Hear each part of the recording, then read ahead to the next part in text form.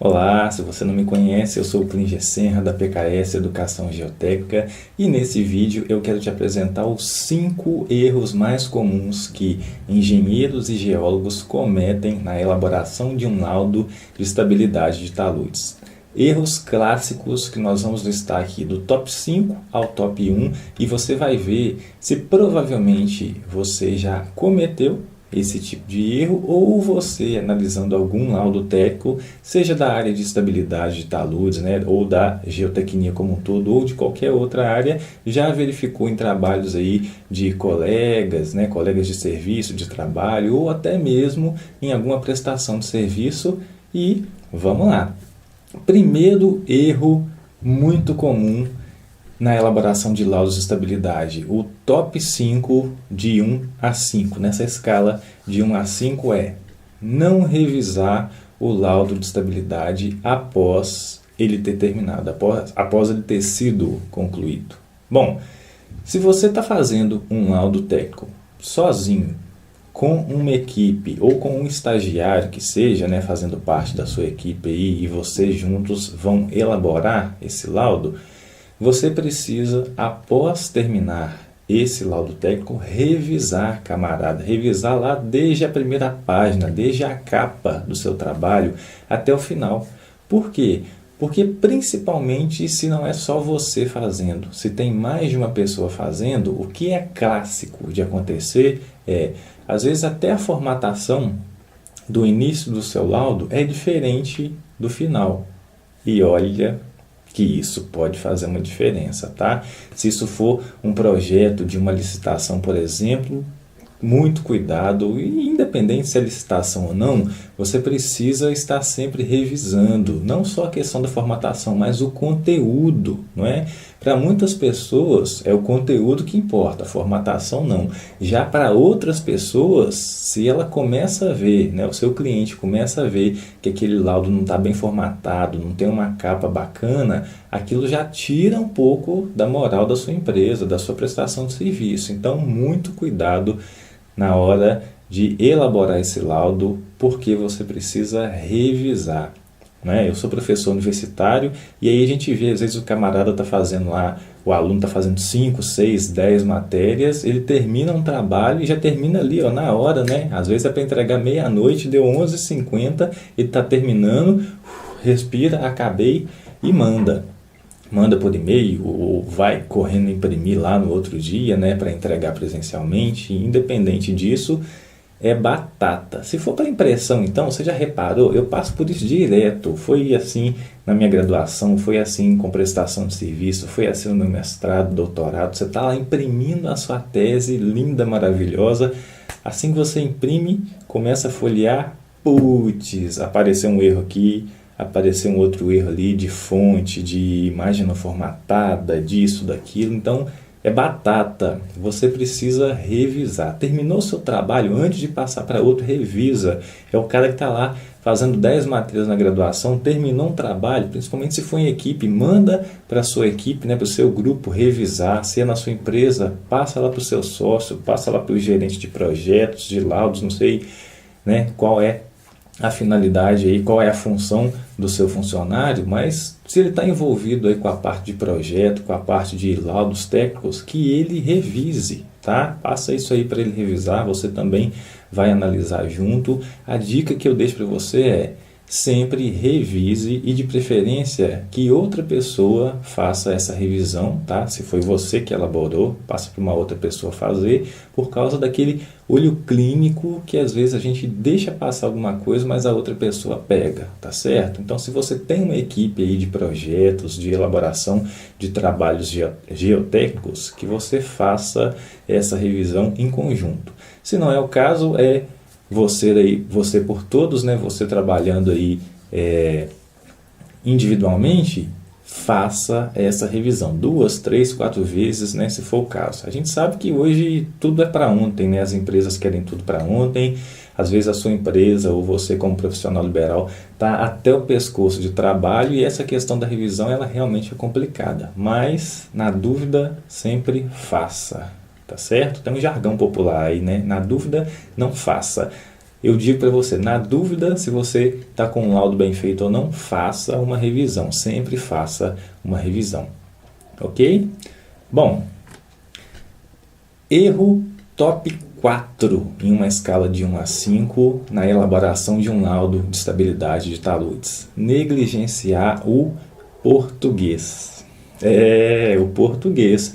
Às vezes você entra para uma faculdade de engenharia civil, para um curso de engenharia, né? Não só civil, mas para um curso de engenharia, e aí você pensa, poxa, para que eu preciso de português?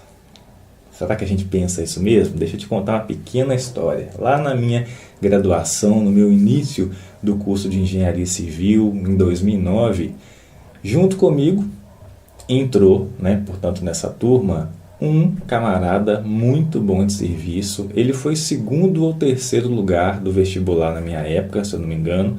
Eu passei um pouquinho mais para frente, ele passou em segundo ou terceiro lugar. E aí, de repente, a gente estava fazendo um trabalho juntos e o professor questionou essa questão do português. Olha, o português não está legal. E ele falou depois, poxa, para que eu preciso saber português? Eu estou formando para engenharia. E aí, cara? Quando você começa a trabalhar, né, na essência da coisa, você começa a reparar que o cálculo, na grande maioria dos casos hoje, um software faz. Agora, software não escreve relatório, software não escreve laudo técnico. E isso, assim como a questão da formatação, assim como a questão de você precisar revisar um laudo, né, entra aqui a mesma coisa. O português, ele é essencial. Se o seu cliente começa a achar erro de português no seu laudo, nossa, isso é um soco no estômago, tá? Então, não deixa de trabalhar no seu português. Não deixa de trabalhar na formatação como um todo, mas o português é essencial. Laudo técnico, a gente gosta muito, né, de tornar o laudo é uma coisa mais impessoal, não é nada de você ficar falando, nós fizemos, foi feito isso, eu fiz, é uma coisa um pouco acadêmica, né? Em trabalho acadêmico que a gente preza muito por isso. Agora, no laudo, você precisa, não só nisso, mas você precisa caprichar em toda a sua redação, concordância verbal, nominal. Eu não estou aqui para te dar uma aula de português, mas eu estou aqui para te dizer que se essa é uma deficiência sua, se você está cursando ainda uma graduação ou não, se você acabou de se formar, ou às vezes você já tem 10 anos de empresa, mas essa é uma deficiência sua ou de alguém que trabalha aí na sua equipe, por favor, faça uma boa revisão do português. Aprenda o seu português para você colocar isso aí em um laudo técnico. Engenharia, geologia, né, a área que for, você precisa muito do português, sim. Certo? Não é só fazer cálculo, não é só contar com software e achar que software vai te gerar relatório, não. Ele pode até te gerar um memorial de cálculo de tudo que ele fez, toda a matemática da coisa que ele fez para te dar uma resposta. Agora, a interpretação daquela resposta e a digitalização, né, ou a digitação, você colocar essa resposta no papel, isso é com você, isso depende do seu português. Ok?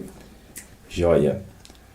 Top 3 em uma escala de 1 a 5 de erros que engenheiros e geólogos cometem na elaboração de um laudo técnico e principalmente um laudo técnico de estabilidade de taludes é negligenciar a geologia e a pedologia dos solos ou do local onde você vai estar fazendo o seu laudo, o seu projeto, enfim.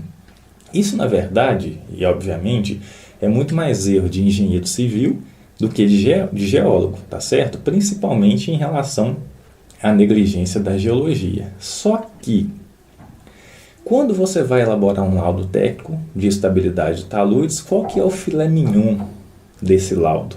O filé mignon é você pegar lá um software de análise de estabilidade, um GeoSync, um GeoSlope, um Slide, né? A gente poderia entrar em vários outros softwares aqui.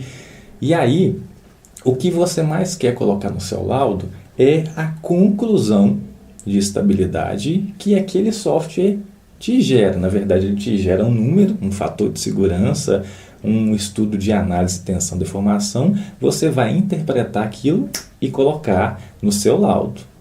Beleza? Então, essa é a conclusão. Está estável, não está estável? A estabilidade foi aprovada, não foi aprovada? Isso é o filé mignon para muita gente. E é verdade, é sim o filé mignon, né? Sem essa conclusão não tem laudo, não tem conclusão nenhuma e o seu laudo não serve para nada. Só que laudo de estabilidade não é só análise de fator de segurança e conclusão. Você precisa contextualizar todo um estudo de geologia, você falar qual é o complexo, qual é o domínio geológico em que o seu talude, a sua encosta, o seu aterro está, né, aquele empreendimento se encontra, é de extrema importância. Por quê?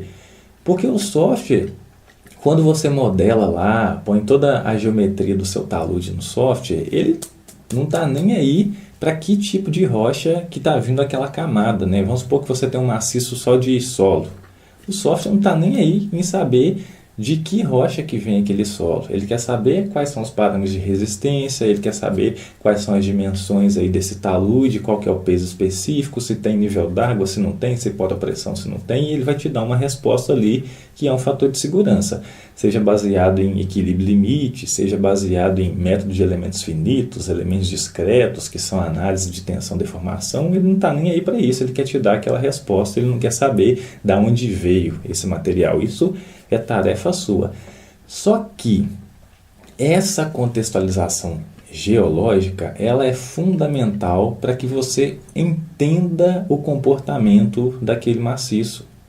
Ou seja, o tipo de rocha vai fazer diferença, o tipo de geologia estrutural, se tem ali uma dobra, se é uma fratura, né, uma descontinuidade com abertura de 5, 10, 15, 1 metro, né, 15 centímetros, 1 metro, isso vai te ajudar a identificar até mesmo o tipo de ruptura que vai acontecer naquele talude, tá certo? Naquela encosta. Então, se você não tem um entendimento disso, da geologia estrutural da coisa, principalmente, o que você vai inserir em um software de estabilidade? Você nem sabe. Às vezes, você está inserindo um dado, está inserindo uma série de valores, de parâmetros que não condizem em nada com a realidade da coisa. Então, muito importante essa análise, essa contextualização geológica.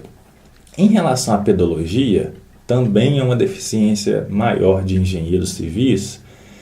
Não sei se eu falo aqui por engenheiros ambientais, engenheiros de minas, mas eu sei que geólogo tem uma sensibilidade maior a isso. E engenheiro civil, eu sou engenheiro civil, eu verifiquei isso, eu constatei isso na minha graduação.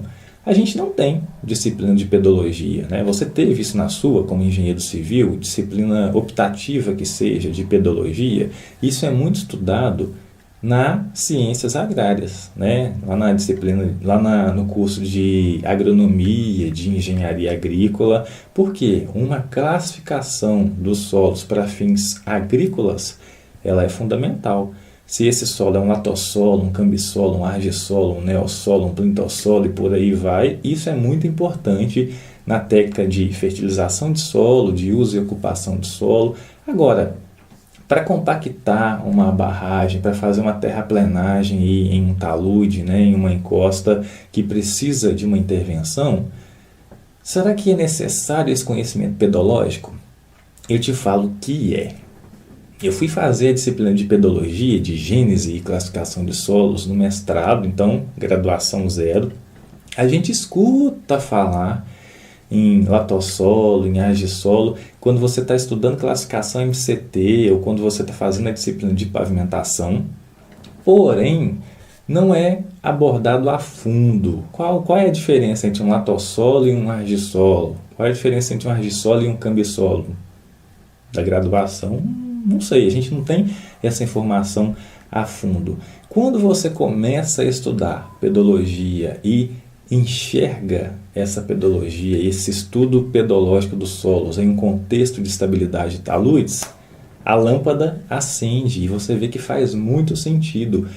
Se um solo ele é mais drenante do que outro, isso vai fazer total influência até no seu estudo de percolação que porventura você possa fazer, você possa precisar fazer em um laudo técnico, em uma análise de estabilidade. Então, geologia e pedologia devem sempre fazer parte do seu estudo, tá? Do seu estudo de estabilidade e, concomitantemente, do seu laudo técnico.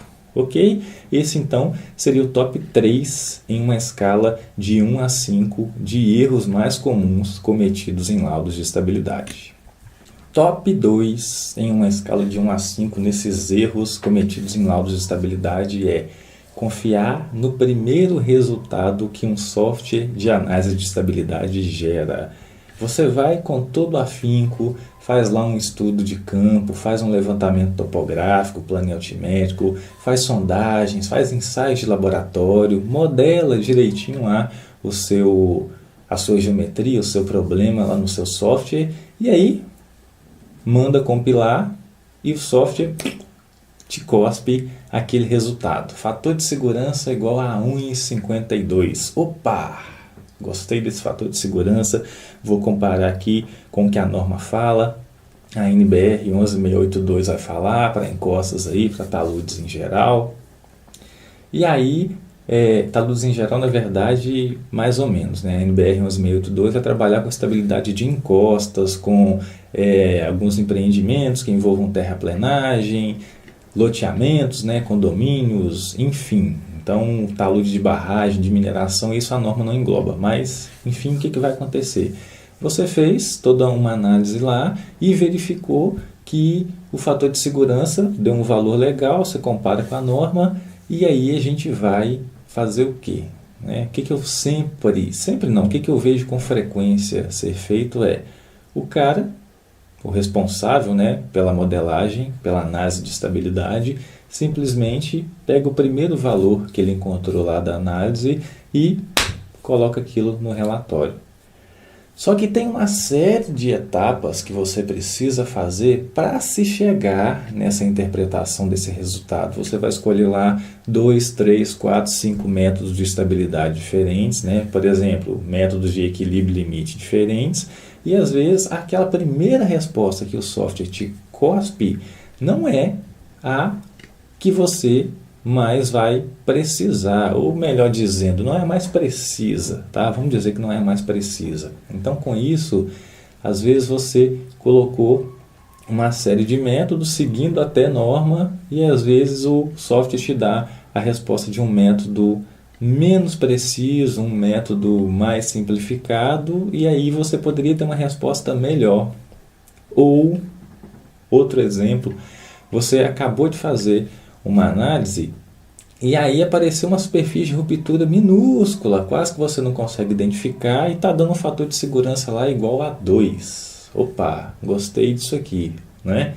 Então, vamos lá, vamos colocar no relatório técnico que está tudo estável. O fator de segurança 2 atende perfeitamente todos os quesitos da norma e bola para frente, vamos terminar o relatório aqui. Só que se você pegasse esse mesmo modelo e forçasse a convergência de resultado, forçasse o software, te dar um resultado dessa análise em uma região mais específica do seu modelo, às vezes o fator de segurança poderia ser 1, poderia ser 0,8, poderia estar totalmente instável. Então a primeira regra, o Thiago Bretas, né, da BVP lá de BH, que sempre fala isso, a primeira regra de uma modelagem geotécnica é que não tem regra, você tem que analisar caso a caso, coloca lá uma série de estágios na sua análise, uma série de hipóteses. Bom, e se a superfície fosse dessa forma? E se em vez de trabalhar com uma superfície circular, trabalhasse com uma superfície não circular? Então tudo depende de um modelo aí, né? Depende do seu talude, depende do seu maciço terroso ou rochoso, para você fazer uma boa interpretação até mesmo do tipo de ruptura que vai estar acontecendo lá no seu problema. Então nunca confie no primeiro resultado. Eu já cansei de ver análise de estabilidade que a superfície de ruptura estava pegando completamente nas extremidades, ou seja, nas condições de contorno do modelo, então não tem representatividade nenhuma. Aquilo não representa o que vai acontecer de ruptura no campo. A gente precisa ter muito cuidado com o software. Eu sempre ando pregando isso, muito cuidado com pilotagem de software, com piloto automático de software. Você precisa não só dominar a ferramenta, você precisa interpretar o que a ferramenta está te dando de resultado. Beleza? Para fechar, top 1, erro clássico em uma série aí de 1 a 5 erros mais comuns que engenheiros e geólogos vão cometer em um laudo técnico de estabilidade de taludes é confiar em estimativas de SPT. Cara, essa é clássica. Determinar parâmetros de resistência, determinar propriedades físicas de solos e rochas que compõem o seu maciço e poder fazer uma análise de estabilidade a partir de ensaio SPT, a partir de uma sondagem rotativa, né, no caso aí de rochas, é um risco desgraçado.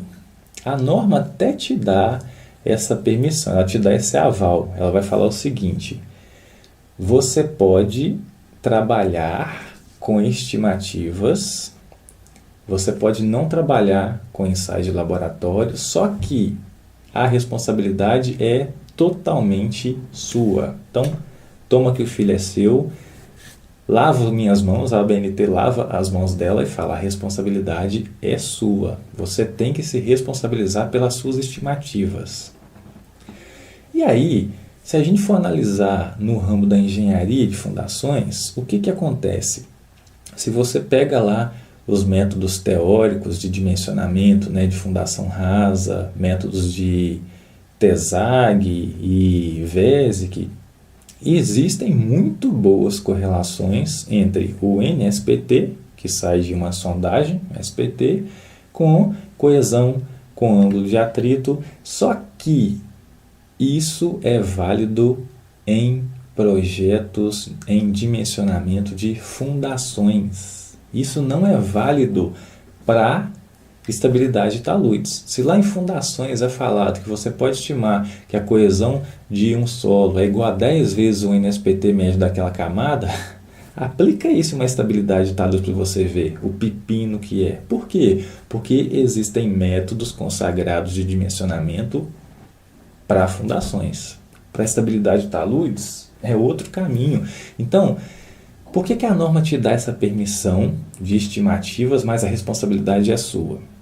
Vamos voltar na parte de ensaios de campo.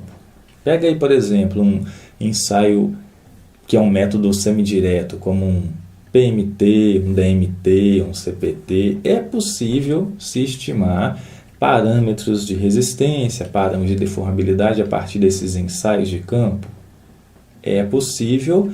A gente tem até cartas de correlações, principalmente para ensaio DMT, só que isso foi feito lá na gringa, né? Como o pessoal fala, lá fora.